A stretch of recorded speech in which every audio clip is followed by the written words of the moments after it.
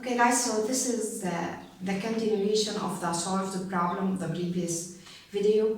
Now I want to solve this problem in the conventional way that we have explained in the previous slides.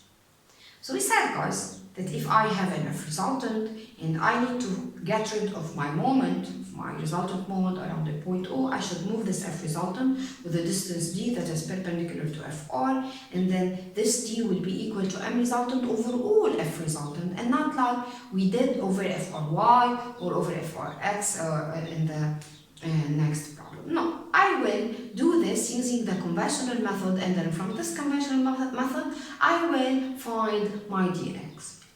Guys, I don't advise you to use this method because if you practice, you will find that the previous method of this problem is better. And if you understand what I mean by the intersection with the beam, that this should be x and then I should use f or y, this will be very easy for you to find the distance. Now here, I want you only to understand that basically they are the same methods.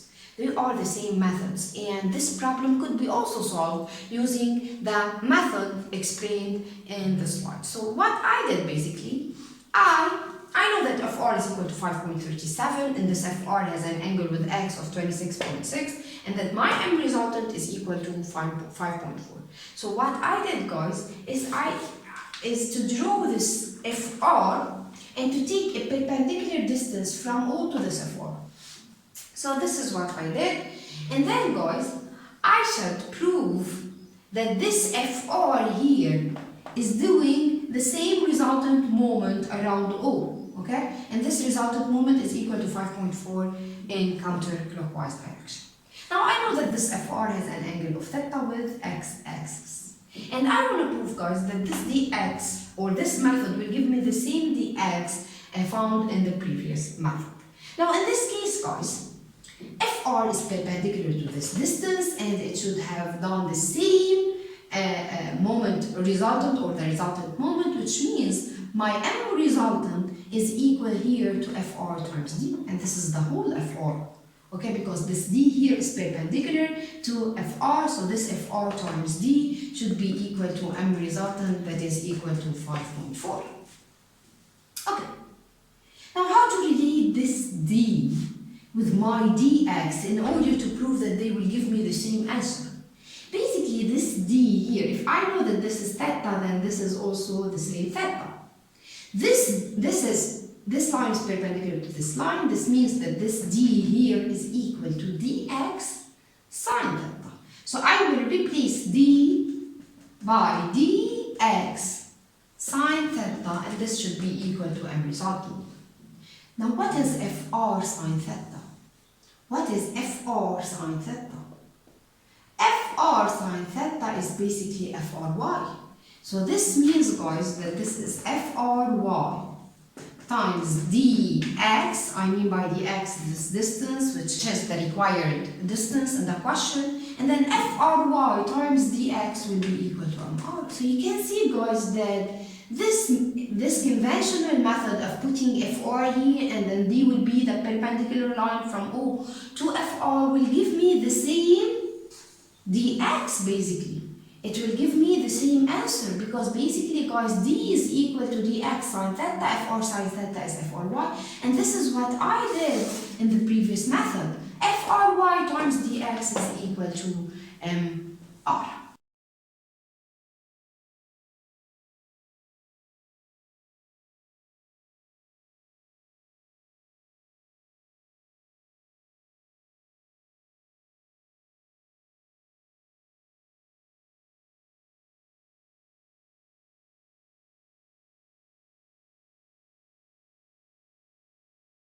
Okay, so guys, as I said, I will go over this problem very quickly, but it is a very important problem. So please, guys, solve it by yourself before looking to the answer.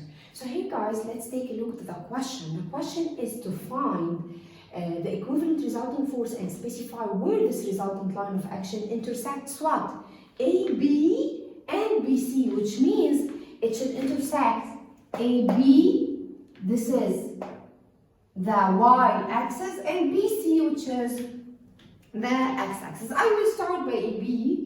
then I will do ABC quickly. And then, by the way, guys, you can do it like the second method that we just discussed in this video, and then you can find D, and then from D you can find the X and dy as you want, as you wish. So guys, please do it and compare the answers. So guys, I will start by AB, which means I need to find the intersection with the y-axis. Now here, guys, these are my answers. This is FRX negative, FRY negative.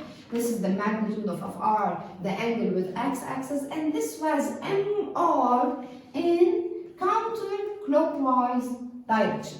Okay, so guys, if I want to find this intersection with AB, and this is X and this is Y, so as if A is the same as O, Y could be above, or F resultant could be above A or below A. You can find this from M resultant direction, so M resultant should be in counterclockwise, so you can try.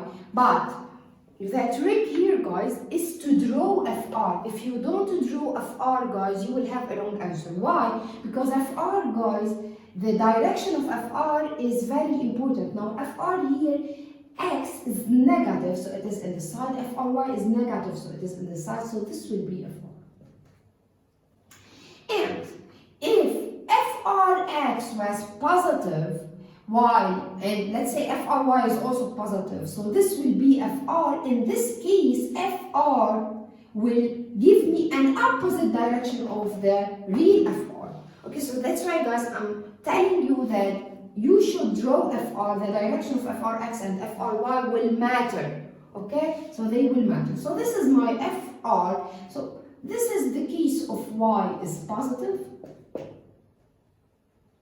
And this is the case of Y negative. Now you can try them, and you can see that this is the case, this is the correct case, because this will give me a counterclockwise direction. Now what if I don't want to do this discussion as I told you in the previous video? You can do it, guys. So you can find Y without getting in this struggle. What is Y? Is it positive or negative? Y can be found directly. So how to do this, guys? First of all, make sure that MR is in the positive case. So find MR in counterclockwise even if it is negative. So even if MR is negative, put it in the positive case. And then find the moment of the F resultant using this equation. F R Y X minus F R X Y. And remember, guys, that this equation will give me the plus k, and that's why I should make sure that my resultant moment is in plus k. So even if it is negative, put it in the counterclockwise. So even if this is equal to minus 5.4 minus 745, put it like this, minus 745. Now, and all these values, all these terms are scalar. So that's why I can have the sign of y automatically. Okay, now what is FRY? FRY is known. What is X? X is 0, so this term will vanish. What is FRX? FRX is minus 325, and I have a minus sign here, so this will be plus 325y, and this M resultant of the force, this moment of the force resultant should be equal to my M resultant, that is equal to 745, and then you can see that UY should be positive because the answer is here positive. Now, for any other example, this M resultant was negative, so it was minus 745, and then you can see that your y will be negative automatically, and then you should put y in, we should put y under A and not above A. Now for the second question, which is to find it, to find the intersection of this FR on BC, so let's say this is FR and this is the angle that's equal to 38.7, and I need to find this one. You can here, guys, change your origin. So put your origin here at B, so that, guys, you only have to find X. But in this case, you should repeat all the moment resultant, because now you are finding your moment resultant around B and not A as you did for the first time. So this is the moment resultant around A. So in order not to, guys, repeat the moment resultant, you can keep your origin at A, and now this F resultant moment, so the moment of this F resultant could be found using this equation, FRYX minus FRXY.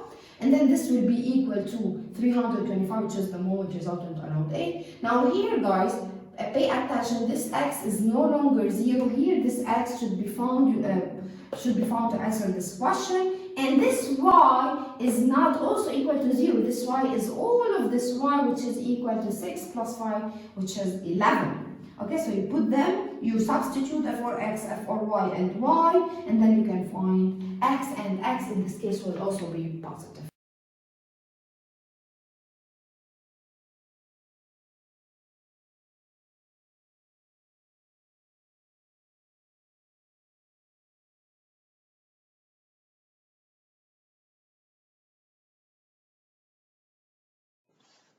Okay, so guys, this is the last problem that I'll be solving in this part. In this problem, I have a parallel force system, which means all my forces are parallel, so I can easily find F resultant that also should be parallel to these forces by summing them together.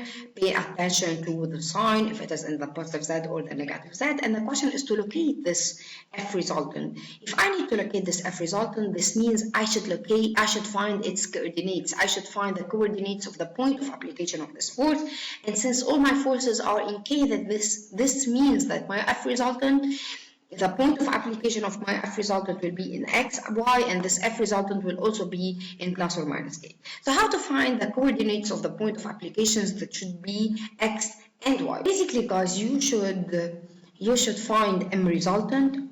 You can find M resultant, for example, around a point, and then, for example, you can find here M resultant of all my forces around O, and then this M resultant should be equal to the moment achieved by this F resultant around O.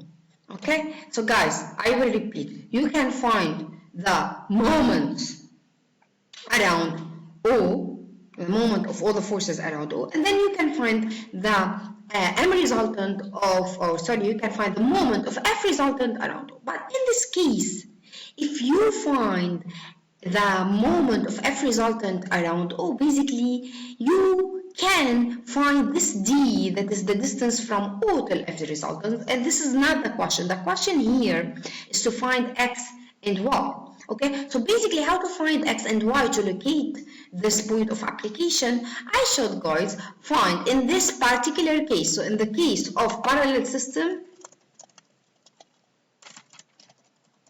force system, you should follow these steps.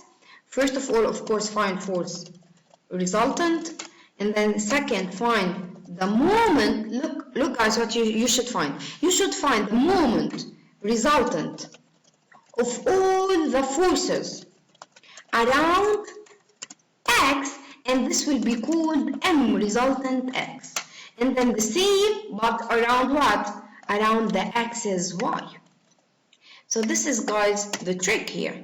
And once you find MRY and MRX, you can say that this MRX, which is the moment of all these forces around X, should be equal to the moment of FR around this X, which is basically what? FR times Y. And this will be equal to FR times X. Now guys, pay attention. I cannot apply FRYX minus FRXY because this is not to the case.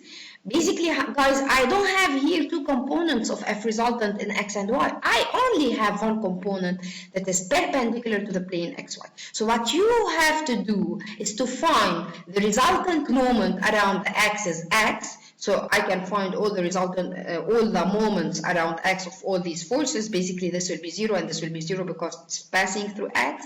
So I only have these two forces. So I can find this force times this distance, this force times this distance. And then, of course, I should put the correct sign. And then I should find all the moments of these forces around Y. And this will be called MRY. And then finally, guys, in order to find X and Y, these two moments should be equal to FR times the distance to this axis. Basically, what is the distance between FR and X axis? It is Y. And now what is the distance between FR and Y axis? It is X. And that's how you can find X and Y. Thank you.